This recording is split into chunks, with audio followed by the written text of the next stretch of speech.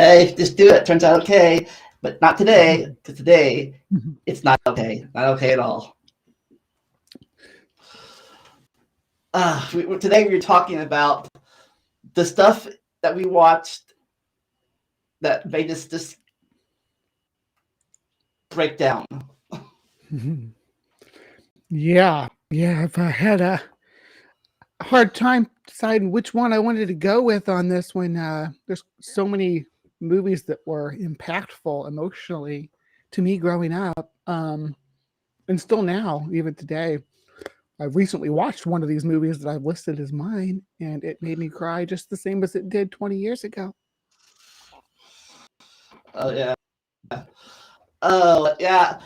Before we start, your stream earlier this morning reminded me of an honorable mention. Oh yeah? Yeah. I mentioned this in your chat, but in this game called Steins Gate, CERN is evil.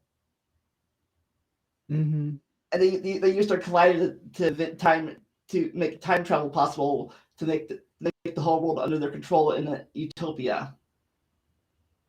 Oh, yeah. I'm not familiar with that series. Is that you said it's a game? Yeah, it's called. It's also an anime, but the game's better. Yeah. But yep, I'm not familiar with it, but it sounds pretty cool. I like speculative fiction. Yeah, in it, this one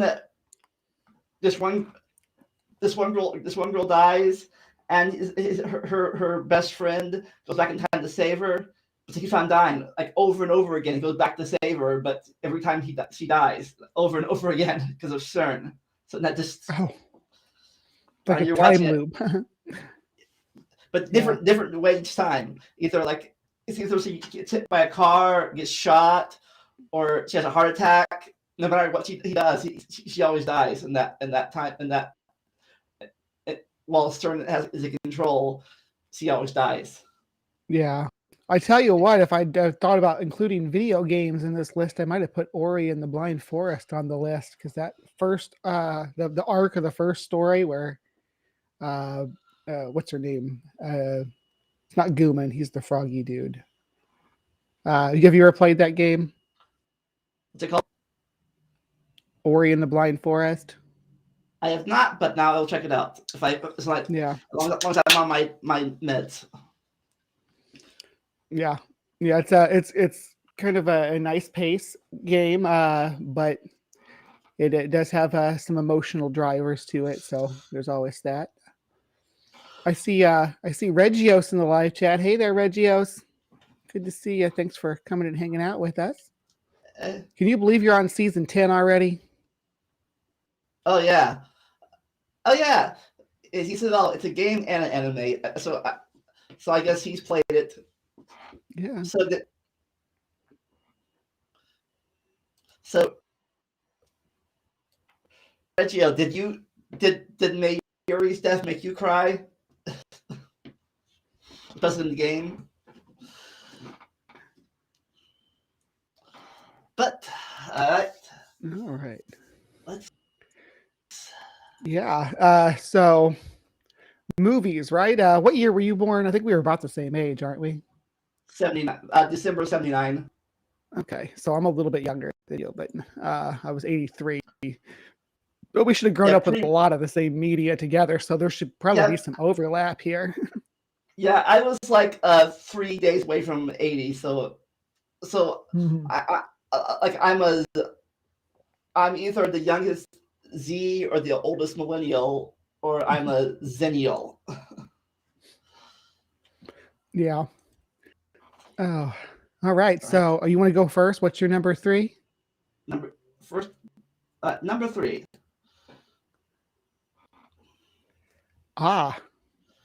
Yeah, this was mine. This was the one I just mentioned a second ago that I watched recently, and it gave me the same emotional response. The ending to Iron Giant is a fantastic. It spends the entire film attaching you to this, what seems to be a machine, And throughout the series, the series of events that unfold through the movie, you start to identify the Iron Giant more as a being of consciousness and thought, and just as it starts to find itself as a thinking being, it finds itself in a position where it can choose to change the course of things for the people around it, and it sacrifice himself, and he actually does that. And yeah, the end credit, or the final scene with the parts pulling themselves back together, kind of a cop out, but it did, as a kid, it made me feel better. But I like that leaving the ending ambiguous might have been a more interesting approach to it. Yeah, I right now a little bit. It's been a while since I've seen it, but yeah, it's like they become friends. Everyone thinks he's just a killing machine. He does the opposite. Yeah. It kind of reminds me of the. Did you ever watch the movie Monster Squad that came out in the 80s? Frankenstein and Dracula, and there's the kids that are trying to stop him from just entering the world. But Frankenstein's actually not a bad guy in that movie. But that's what this relationship reminded me of when I was growing up, because I grew up like from a very small age with like Monster Squad being one of my favorite movies, and then this movie came out and it does the relationship between the Iron Giant and the little boy reminds me of the relationship between Frankenstein and the little girl in Monster Squad. And he actually, that was actually one that kind of towed the line of getting on this list for me as well, because there's a scene where at the end, I don't spoilers for anybody who's never seen Monster Squad, but Frankenstein gets sucked into the abyss with the rest of the monsters, and has to leave the little girl. But it's very much the same type of scenario here, where you have this relationship with somebody who's, and I say somebody loosely, the Giant's obviously a machine, but somebody or something that thinks that's developed its personality based on its relationship with this small child, and became I want to say almost like I don't want to say a pet, but like a affectionate friend, but not maybe something more of taking them under their wings. But throughout the course of the movie, they develop this relationship, right? They become good friends, and the Giant learns how to be a person by interacting with this little boy. He learns how to be a good and make good decisions, be a moral person, based on his interactions with this child. And then before they can move forward from that, I mean, it's just at the very peak of the movie, there's really this full understanding that, hey, this is a person now. He turns up and looks at that rocket coming down, and he says, Superman, and spins his rockets and everything and flies up there to stop it. Yeah, so much emotion right there. Yeah. My number 3, I kind of cheated a little bit. Mm-hmm. It's pretty much every ending of every Kingdom Hearts game there is. Okay, I'll give you that. And I don't play Kingdom Hearts, so you'll have to elaborate on it, because what happens? Well, let's see. In the first game, there's these 3 friends on the island, mm-hmm. and at the end, they're all separated at the end of the game. One's in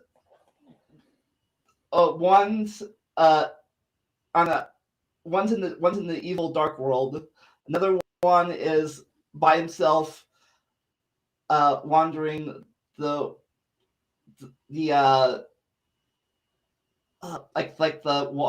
outworld, whatever. And the girl is back by herself on the island where they grew up. And they just, as he goes back and sees this drawing that he made for her, the hero made for her, and she just cries, and she draws a picture. Yeah, a picture of him giving her a fruit, to eat, and she gives it back to him, draws the same thing, and this tears, and the music just implies it in the first game. And then this game, one of them Xion dies, and everyone forgets who she is. Like everyone loses memory of her after she dies. And then everything is just sad for a Disney for half a Disney game. This series is sad. The only one that had a halfway happy ending was Kingdom Hearts 2.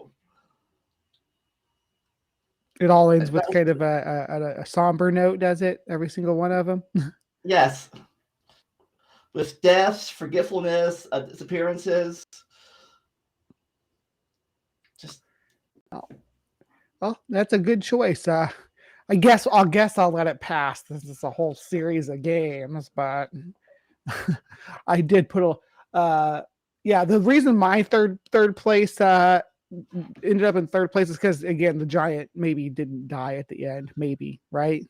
That was Well, this is what. All right. Yeah, I couldn't decide which of these was the saddest. It was which one made me cry the most. So Kingdom Hearts in general.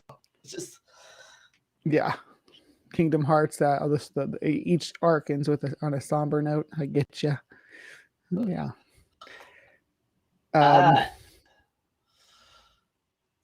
By the way, do you have any sad games you ever played? I mentioned Steins games. Well, like I was saying, Ori and the Blind Forest. The mother she's not really his mother, but she raised Ori. She dies of starvation at the beginning of the storyline, so it is kind of sad. You see flashbacks of them being affectionate and her raising him from a infancy, and then she dies of starvation, and his journey begins there. But the whole time that you're on this journey, there's a somber overhanging that he's lost the most important person to him in his life, and now he has to continue on and face the cold, unforgiving world alone without any kind of support. Check it out. All right, here we are at number 2.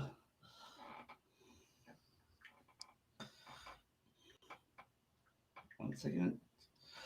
Well, he's not here to talk about it, but Eric's number 2 was Land Before Time. Yes, Land Before Time. It was traumatizing. It was the Bambi for 80s kids. It was mama dying, and there's almost there's the trifecta: Bambi, Land Before Time, and Lion King. If you want to cry about the loss of mother. Now, when it comes to these cartoon classics, one that kind of dodged that bullet, pun intended, was The Fox and the Hound, where we didn't actually see Copper's mother get shot. We just heard it in the distance. Well, I think between.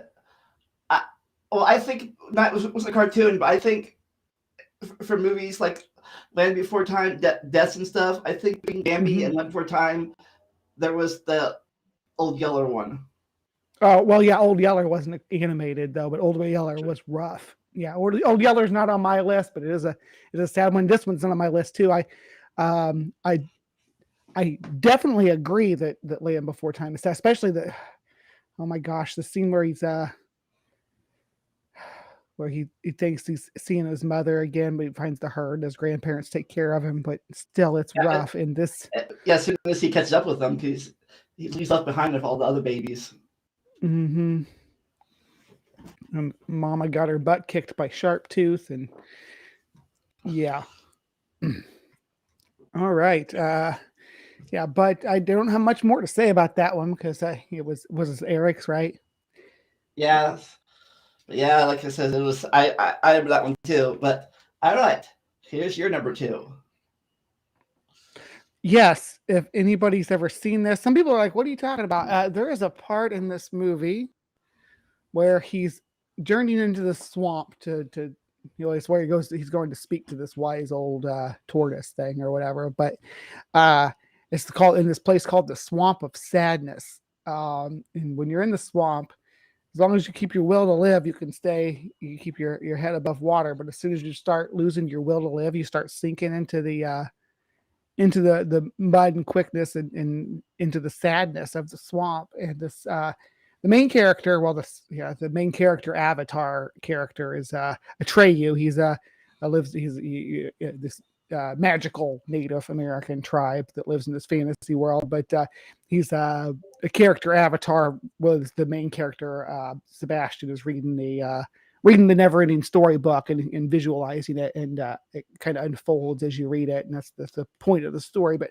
Atreyu is his avatar, and Atreyu has this horse called Atrax, and it's like his best friend through all this adventure that he goes on, all the quests that he's sent on, because he's trying to stop the nothing from consuming the never-ending story, consuming the world.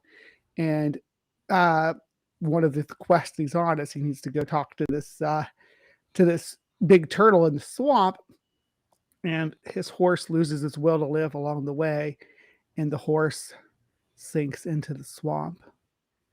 And the most traumatic and tear-filled pleading of this little boy for his horse to regain its will to live and to come back out of the mud, and the horse just keeps sinking, and the boy's despairing, and he's in this swamp now all by himself as his horse is sucked into the muck to disappear forever, because there's no coming back for within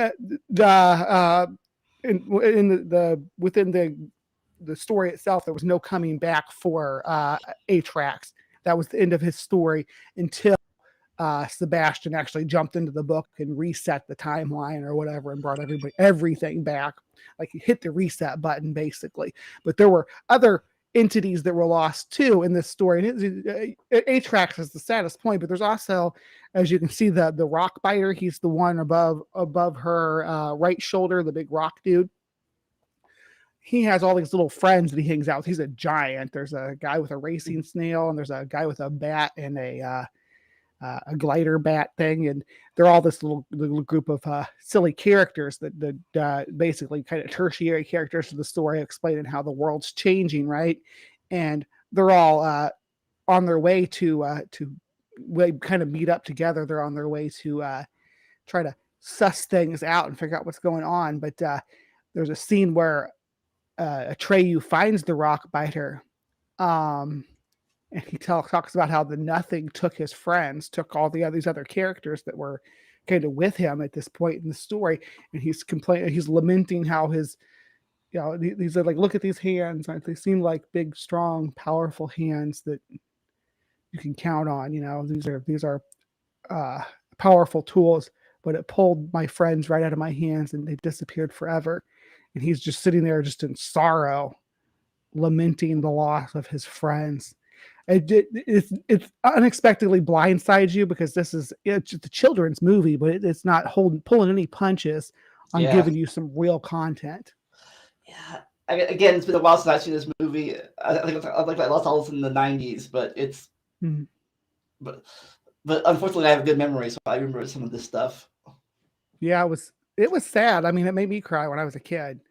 I mean, again, this is another situation where there's kind of a tacked on ending part where they're like, oh yeah, reset everything back to normal. So it makes the whole plot of the story pointless, because there's no consequences. But yeah, except for the only consequences there was for those 2 extra movies they made this king. Yeah. The third movie though has a young Jack Black in it playing a school bully. It's fantastic. He's like, he chews the scenery and does the role justice. Jack Black, you can kind of vision him with a shaved head and leather jacket as a teenager, and that's how old was he in that movie? How old was he in that movie? He was a teenager. I would say he was somewhere between like 14 and 18. So he actually was a teenager then. It wasn't like that. Yeah. No, it was that, because he was like kind of a teenager in the Tim Burton's Mars Attacks too. He was the soldier boy hero in that that the main character was kind of jealous of. And he was a teenager and had the same kind of look in that movie. But yeah, it's wild to see him so young. The youngest thing I've seen Jack Black in is, if you look it up, it's on YouTube. He did a commercial for Pitfall, the video game Pitfall, for Atari, when he was like, I don't know, maybe 7 or 8. So yeah, he's been around for a while. story in Pick a Destiny about his origins is just a lie. And so I remember something about he gave the girl his mom's name or something in this movie. Yeah, it gives the childlike empress. She doesn't have a name, and he gives her his mom's name, and it saves everything. Yep. Yeah. All right, what's your number 2? I'm interested to see what you're going to pull out. I mentioned this before, but my number 2 is No Way Home. Ending of No Way Home. Oh my gosh, yes, No Way Home was Aunt May, his friends forgetting about him. We do get the redemption moment with Andrew Garfield's Spider-Man, though.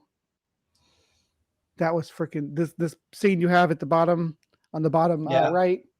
That is a beautiful scene. I feel so good that he got to dive and save MJ. Finally, he saved MJ.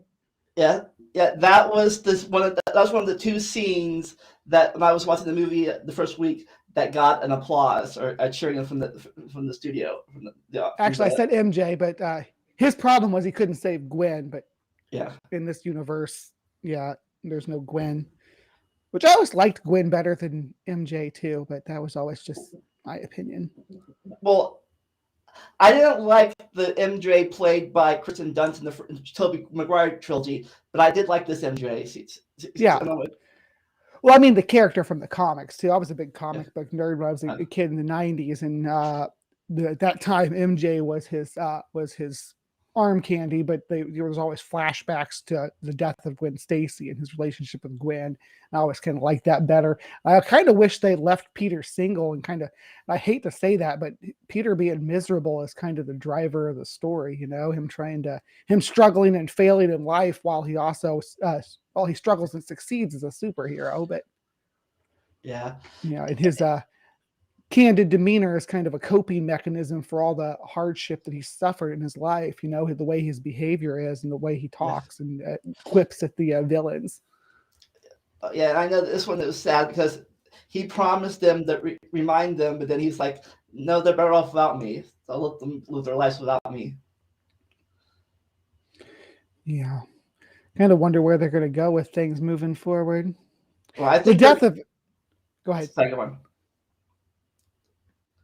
I was just going to say the death of Aunt May was very very traumatic for the series, but after the loss of especially after the loss of Tony Stark, but then him losing his best friends and losing the only other parental figure he had, which was Happy, that was miserable too. But now he gets to be where he's supposed to be as Spider-Man, poor Peter Parker, going to university, living in his single low-rent apartment. Well, if he even can get university, hopefully he does. But I think he's the only. I might be wrong. I've seen all the comics and stuff, as well as the cartoons. But I think he's the only Peter Parker that hasn't graduated. They can't graduate from high school. Did he not graduate then? Well, no, because all his records were gone. So he had to get a GED. He had to get at the end of the movie. He had to get a GED. Because, oh yeah, so he's like starting all over again. He was like IT tech school intelligent. I wonder what happens to all the stuff that. See, there's some holes there that I don't understand. What are they going to do with all the stuff that Tony Stark left to Peter Parker? Well, I guess it's all.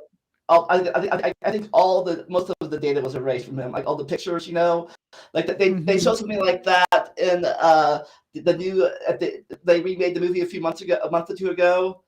They had a new ending, where their kids were graduating, and they showed all the like pictures and videos that they made throughout the year, and somehow Peter had been edited out of all of them, like either cropped. Or like birds, or like in the picture of them in Europe, they had birds in front of his face, so no one can see him. No one remembers him. Nothing. There's no record of him at all. Yeah. I still haven't seen Multiverse of Madness or anything since then. I've just been kind of this my living situation is mostly what's kept me from being able to watch that.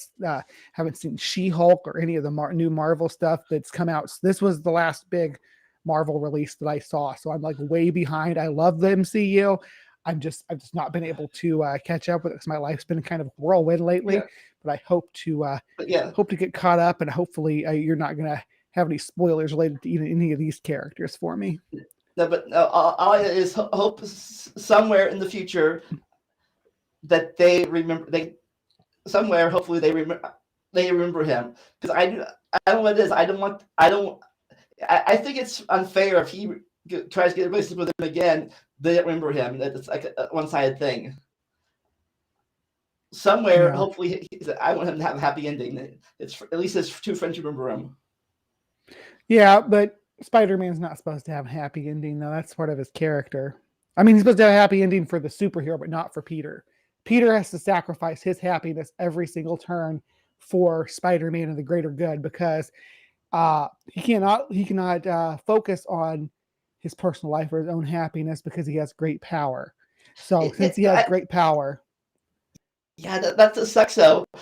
He's the only Marvel hero that can have he's the only Marvel hero that can have a family. Like, yeah, he can have. Else. Well, there's a story arc, okay, where Peter and MJ do go forward and have a family and have kids. MJ dies of radiation poisoning from copulating and having Peter's child. There's a version of the Marvel universe where that happened. You know, it's sad because it was radioactive blood, radioactive semen. I mean, I don't have radioactive semen that anybody knows about, but I don't imagine that I'd be too thrilled about it if I did. Yeah, this is sad. Like Ant-Man, Hawkeye, pretty much everyone, even Iron Man had children. Right, you got to have happy ending and children, but not Spider-Man. Oh no. I thought you were gonna, like, I see you're pulled up. I wish I would have been able to send you some pictures. I'm so sorry. I would have sent you the pictures of him with the horse in the swamp. It's such a sad scene. So that you can compare it, like what we're seeing here, actually seeing the emotion in the character's face. She's an actual amazing actress, Zendaya. Yeah. My son says, "Oh, I can't stand Zendaya," but she's freaking phenomenal. She's sardonic, but that's most of the time that's the character she's playing. But yeah, she's a phenomenal actress. Yeah, look at that emotion in those faces. Oh yeah, I like the line she said. She told for the memory spell. She said, "I love you." He tried to say it back, and she said, "Tell me when you see me again," and he didn't. Yeah, because he's letting her live her life and trying to let her have her happiness, because he cannot have that. All right. But I know it's fair, but I know it's his trial, but I want to see the consequences on their side too. To see if what happens if their lives are. If he thinks Peter thinks that being away from them will make them happy, but I want to see if that's true or not. If it's true, or if they're like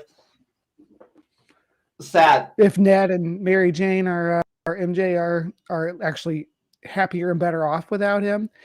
Yeah. Well, I thought that Ned was going to be a wizard. Now it's kind of that's been nixed. He's not going to be able to be a wizard. Yeah, it's like, like they go on throughout their college year thinking something's wrong with something's wrong. Like at the end of the movie, you can see it. It's even in the script that they see. She has like a deja vu memory or something. When Peter leaves, she's thinking something's happening in my brain. Do I know that kid? It's like, yeah, the memory's there and just in the back of her mind. But it's not there. Oh, and there was, I don't know if it's gonna be happening in the future movie or not, but there was that line, where Ned said, "I promise not to become a supervillain and try to kill you." Yeah. Well, you know what that's referring to? What's that? In the comics, Ned becomes one of the Hobgoblin. Oh, I didn't know that. Ned becomes the Hobgoblin? I know there's been a few different Hobgoblins throughout. Yeah, one of them, he's the Hobgoblin. Yeah. Okay.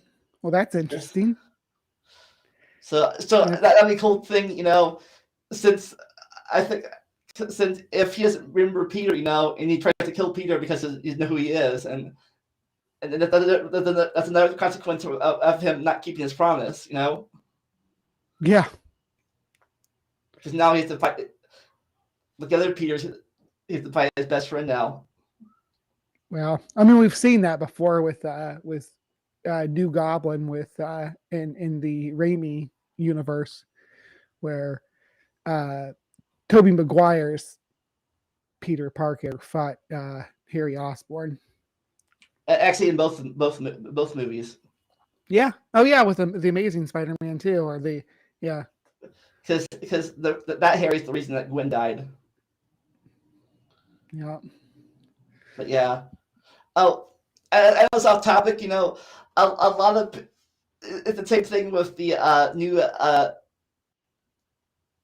new mermaid thing. A lot of people don't like this airplane, this Zendaya playing MJ because race color and stuff. Yeah, just people being silly racist. But like I said, I liked her a lot better than like Kristen Dunst's performance. Yeah. Personally. Yeah, I agree. Yeah. But right. Unfortunately, this is only my number 2. So now we're going to get to our number 1. First, we have Eric. All right. All right. Yes. We kind of brushed over this when we were talking about Land Before Time. But The Lion King, yeah. How traumatic is that? That scene right there. You got to get up. Dad, you got to get up. And then yeah, I was 14 when this movie came out at the theaters. Yeah, I was 10. And I remember watching this in school in 4th grade, and so many people cried. So it wasn't isolated that this movie was sad. They took what Bambi and Land Before Time had done and kind of amped it up here with some dialogue that includes not only him being sad, like what you see with Littlefoot and Bambi, with the character mourning the loss, but you also have a vicious, underhanded, villainous character who comes in and with fake sympathy blames the member, or blames the child, I guess we call him the child, for the death of his own father that he just killed. It's very Hamlet. Oh yeah, that's Hamlet. Is it Hamlet? Yeah. With Hamlet, but with animals. Yeah. And the thing about this one versus Bambi, I don't know if it's sad or not. Like they did Bambi's mother off screen, so we didn't actually see her die. Is implied, but Oh yeah, seeing Mufasa fall. But then he gets, so you see him fall, right? And Scar throws him off. You see his face, the terror in his face as he tumbles into the wildebeest herd, right? And he disappears in there, and Simba's like, oh my God, my dad. Then Mufasa leaps like a boss out of those wildebeest, works his way over to his child, grabs him, and manages to rescue him and put him up on the ledge before being carried away. And the next time we see him, he's right, like we see him right there. He's gone.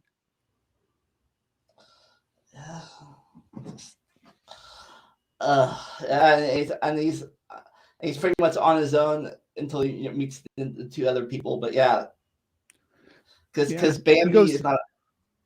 Yeah, Bambi's with his friends, and so is Littlefoot with his friend, but he's pretty much on his own. Yeah, Bambi and Littlefoot both had their friends like close by when they had their loss. Simba was all alone. He was not all alone. He was with Scar, and Yeah, and when Scar said, "Run away and never come back," Simba was on his own across the desert, wasn't he? He ran across the desert as a cub. Yeah, deserts, plains, savannah, whatever they have out there, just, until he ran into the comic duo. Pumbaa and Timon. Yeah. Yeah. And then the story gets a little lighter from there. But up until then, you're dealing with this. There's a lot. Well, and it kind of comes back and haunts him a bit too, like when he sees this father in the clouds and stuff. That kind of imagery, and seeing Nala again brings that all flooding back into him. Yeah. Yeah. Well, it could always ask his brother and sister Luke and Leia for help. Yeah. And this was Eric's too. Yep, that was Eric's number one. Yeah. So, Eric, I think we can tell a lot about Eric based on his picks. Yeah, here's my super, super sad one. This is my number one. My girl. This movie it did not in any way prepare you for what was going to happen at the end. The story didn't even give you any implication that this was the direction things might head. It was a coming of age story about a little girl and her summer after or her summer of coming of age, if you will, and the loss at the end of her best friend was blindsiding. There was some foreshadowing to it with the bees before, but it was almost played off comically, right? They ran and jumped in the water. It was cute. This cute little couple of kids running down the dock and jumping in the water by being chased by a swarm of bees. And it was just played off that way. But when they find Veda and tell her that Thomas J went back to get her mood ring, her reactions, and it's so real and so heart-wrenching. And her breakdown in the middle of the funeral. This scene right here, oh my gosh, yes. Didn't she start singing here? There's a part where she starts singing. I was singing, but here he says, "Where's his glasses? He can't see about his glasses." Yes. And his mom is in the funeral parlor sitting there. She's watching this, and you see the emotion and breakdown that she is having, seeing Veda respond this way and react this way to seeing Thomas J in the coffin. There was some foreshadowing too when she's watching them bring in coffins, sitting there talking to her dad at some point, or caskets, and sitting there talking to her dad, which is Dan Aykroyd. Great, he does a great job in this movie too. Him and Jamie Lee Curtis play their roles excellently. But she is definitely the star of this movie. But she's asking him what's the reason for the small caskets, and he says they're for small people. And I think she asked if they're for children or not. But seeing her come up to him like this, laying in the casket, because there's some foreshadowing to that too. That when her dad and his partner are down in the funeral parlor, part of it down in the room where they actually do the preparing the bodies, she's terrified to go down there. She's terrified to see dead bodies and see dead people. So her going up Thomas J like this is showing a growth of character too.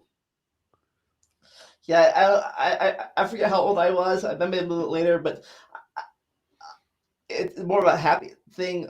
It's sad too, but I think if I remember correctly, she was. I think she might have been the first actress I had a crush on growing up. Yeah, sensible. Yeah. I think it was more the second. I think it was more of the second movie I developed in. I might have been too young still to like girls yet at this point when this first movie came out. But,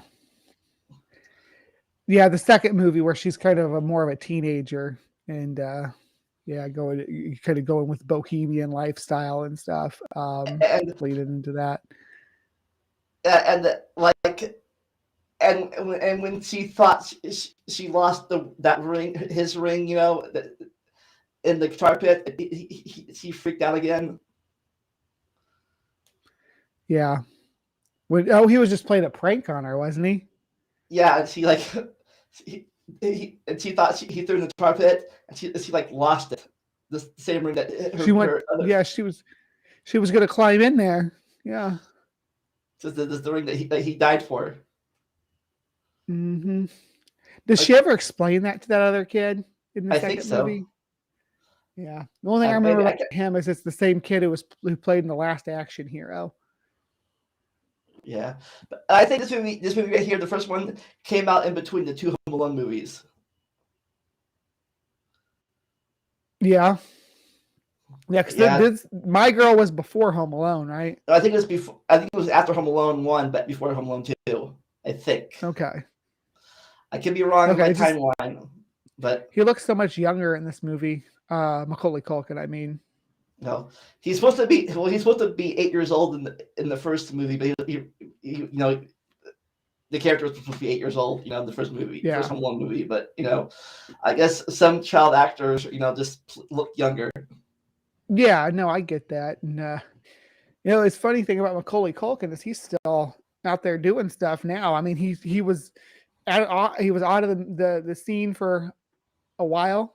He was actually delivering pizzas, I think, or something along that line, but he's actually back doing some acting again. Yeah, and he has a kid with another actress. Yeah, I remember that. I can't remember who it was, though. It was somebody it was a TV actress, though. Brenda Song from Zack and Cody. Yeah, there you go, from Zack and Cody. Exactly, yeah. But yeah, it's like... And also, there's a couple, I was trying to get chemistry back. My number 2 is, Peter and MJ are dating in real life. Oh, are they? Tom Holland and Zendaya. I didn't know they were actually dating. Yeah. That's interesting. They have puppies together. But yeah. Savannah Smiles was really sad at the end. Who's Savannah Smiles? Is that at the end of My Girl? I do not remember. Is it the song that plays, maybe? Yeah. But My Girl 2 was not nearly as sad as the first My Girl. There's nothing that compares to that first My Girl. Yeah, I think it's supposed to be a sad... What's a sad movie, really? What's to be... But yeah, it's kind of like... what I think of it before? Well, I forget. My train of thoughts, I forget. But yeah. I almost forgot her poem at the end that she reads to the... Oh, yeah. To the poetry class is really impactful about the willow tree and where they had played as kids. Because it really is a coming to age. She is up until the scene after Thomas J's funeral. Well, she goes from Thomas J's funeral, and she goes to that teacher that she had a crush on and finds out that he has a girlfriend and gets upset about that too. So there's just everyone she cares about is disappearing from her life. First her best friend, and then this. It's cascading down around her, right? She has a bit of a breakdown. This is doubly impactful to me. When I was older than this. I was 15, but I actually had a friend die when we went swimming together, and he drowned while we were swimming together, and it really messed me up like this for a while. I was wishing it would have been me and things like that. It took me a long time to get over that. I was 11 when this came out. Yeah. 91. I was 11 years old, so I was just at the age, like girls are being yucky, girls are being icky and liking them. Oh, yeah. I do remember this being more popular with the girls at the time. I was pretending to be a boy, so I really wasn't allowed to express myself. How much of this movie impacted me and how much it touched my feels, but it really did. Oh yeah, Now I'm more free about it. So, yep, this will make me cry every time. Just make me watch it, and I'll bawl like a baby. yeah. But now I checked it. Right, I was right. Home Alone 1 came out in 1990. Home Alone 2 came out in 92. This came out in 91. Yeah, so those were his projects back to back to back. Yeah. All right, And what's Go ahead. number one, this is an anime based on a game called Danganronpa. This was episode 10 of the Despair arc, Chiaki Nanami's death. This was so bad that I have not been able to. This was so bad to me that I have physically not been able to watch this episode again. I can watch every other episode of this anime, but this one I skip over every time. I cannot watch this episode anymore. It was that the death was that bad for me. Looks like it was brutal. Yes. Is that blood? Yes. Oh my gosh, that's brutal. What happened to her? If you don't mind me asking. Well, she had to go through like a hallway full of torture devices, like pins, spears, like everything, you know. And all of her classmates were forced to watch this happen while being brainwashed. Her dying because this evil bitch called Junko created like a thing, you know, that you know controls people's minds, you know, almost brainwashes them, makes them think like her, and she forced all of her friends to watch her die, while they sink deeper into despair, you know, and at the end, it brings them joy. Imagine, you know, this girl, she's in all the games, you know. Imagine if being sad got you off sexually.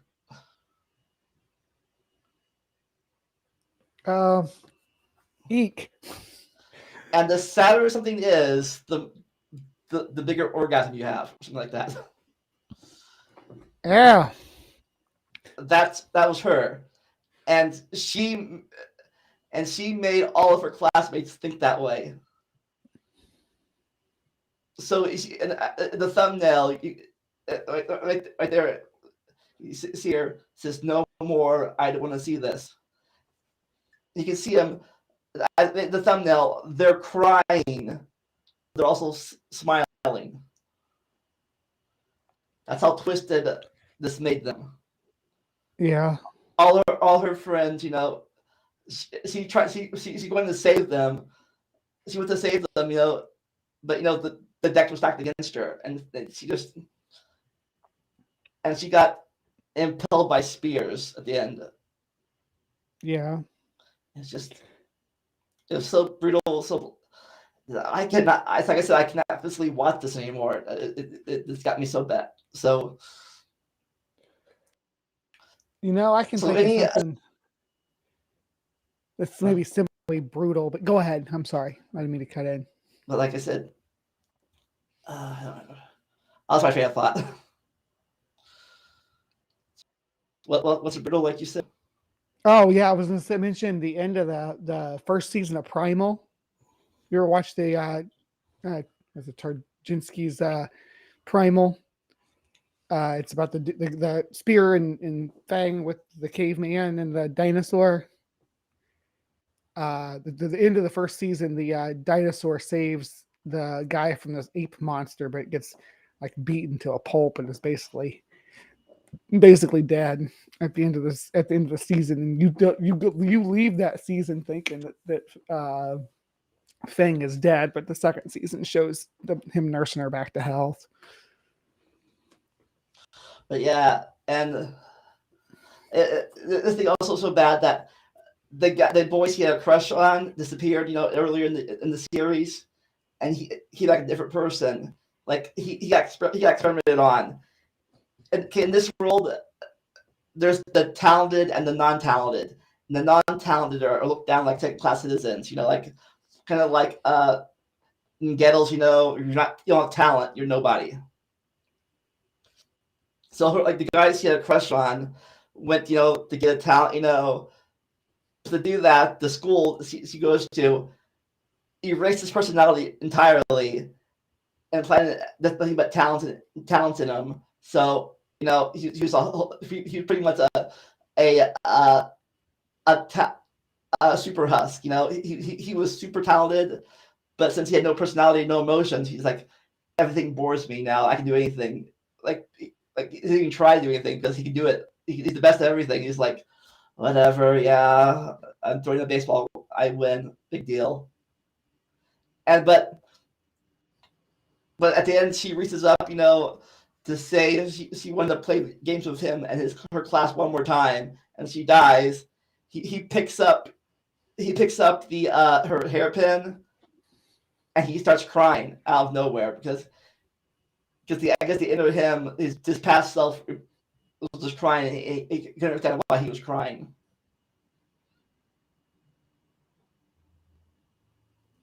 And yeah, in the game sequel,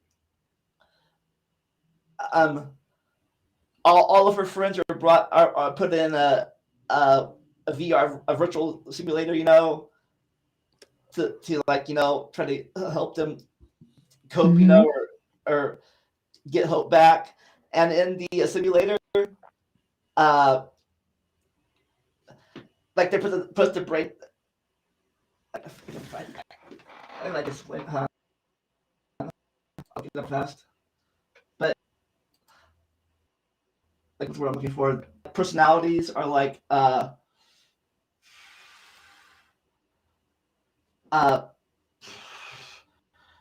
they're all scanned, for a okay. I wish I could help. I'm not familiar with the series though.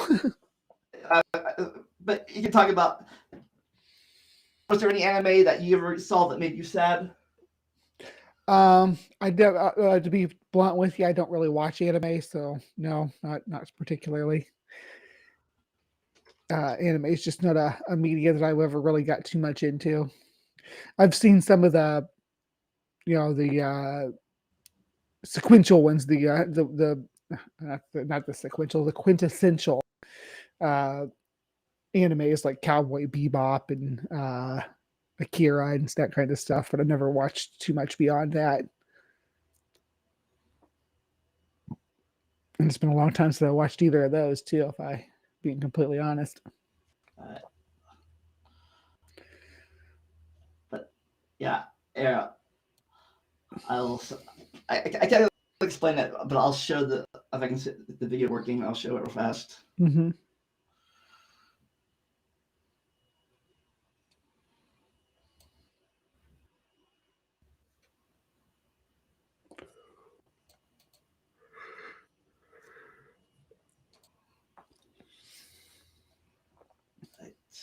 It's working.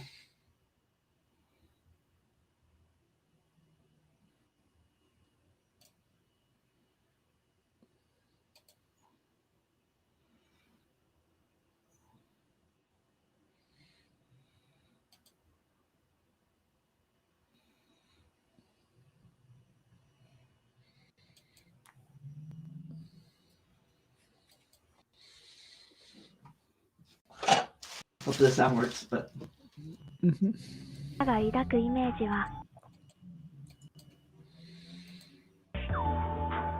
If not, you can read the set.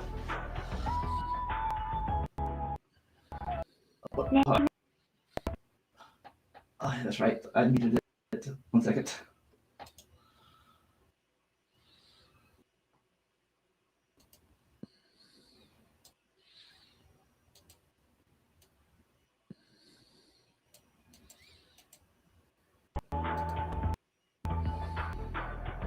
I can hear it. ねえ、ひなたくん、知ってた？みんなが新世界プログラムに入ってきたとき、みんなを管理するための AI が作られたんだ。それが私。まず、みんなの気は管理者にふさわしいイメージを読み出して、それを統合して一つの人格を作るはずだったんだけど、でもね、その必要はなかったんだ。みんなが抱くイメージは一致していたから。みんなには心の底からもう一度会いたいって思う人がいたから。正確には別人だけど、みんなのおかげで私はもう一度に会えたんだよ。But yeah, like so much that they all like I said, the personality was to be a mixture of everyone they cared about, but they all thought about her. So And it's created an AI that's basically her. yeah, like usually someone you miss somebody, they miss somebody, and they can personalities come together, to create a new person. But all 15 of them thinking of the same person.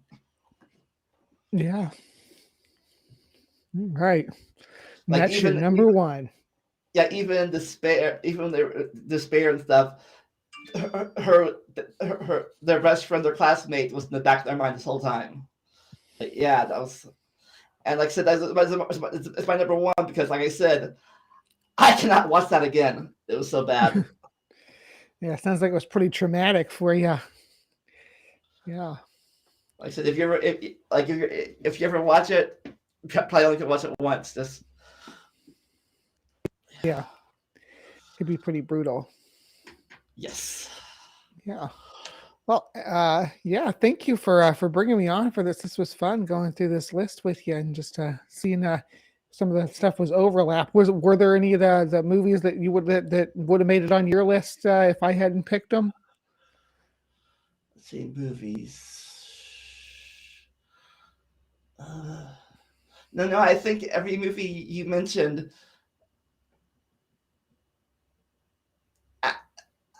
it was on me too. But like I said, some of those movies have been so long since I've seen them. It doesn't have that. I mean, if I think about it, it's emotional impact.